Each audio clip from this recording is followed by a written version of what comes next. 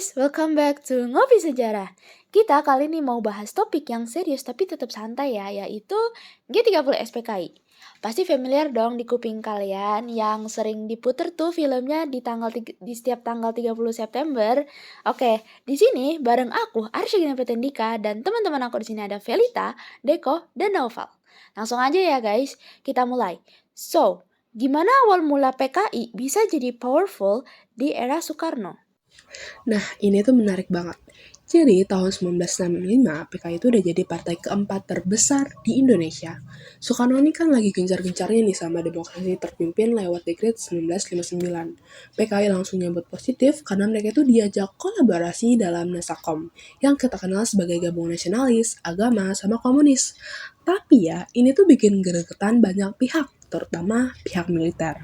Iya, apalagi pas Januari tahun 1965, PKI ini ngusulin bikin angkatan kelima, yaitu pasukan bersenjata dari buruh dan petani. Bayangin mereka mau kasih senjata ke massa, ke rakyat. Militer langsung nolak mentah-mentah, takut banget PKI bakal kuasain alat kekerasan, terus jadi tangan RRC di Indonesia. Dan karena ditolak, PKI mulai nyebarin isu Dewan Jenderal yang katanya mau dikudeta. Mereka juga pakai dokumen Gilchrist buat fitnah AD kerjasama dengan Inggris.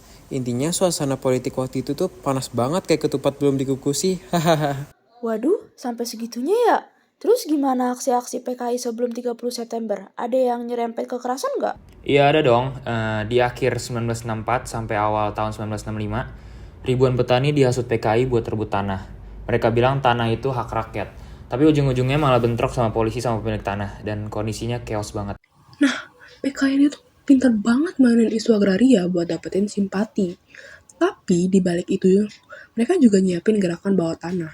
Sampai akhirnya tanggal 30 September 1965, pasukan Cakrawirawa pimpinan Letkol Untung mulai menculik para jenderal. Nah ini nih bagian yang serem.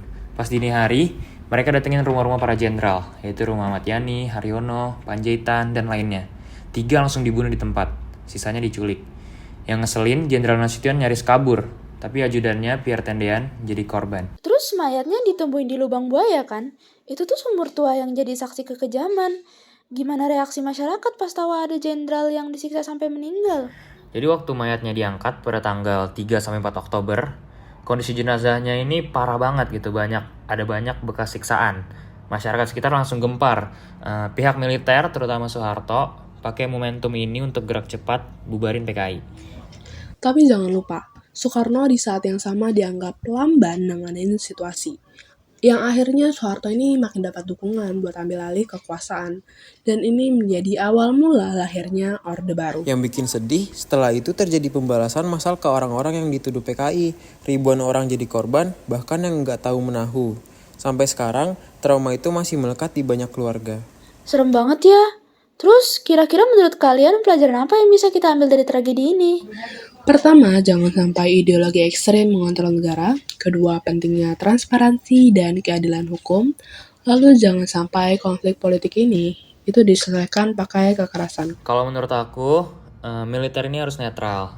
Jadi dulu ketegangan muncul karena ada tarik ulur kekuasaan antara PKI sama AD. Jadi sekarang TNI harus tetap profesional, nggak boleh ikut campur politik. Dan yang paling utama, kita harus kritis sama narasi sejarah. Jangan cuma terima satu versi. Banyak korban yang nggak bersalah, baik dari pihak PKI maupun militer. Mereka berhak didengar ceritanya. Setuju banget.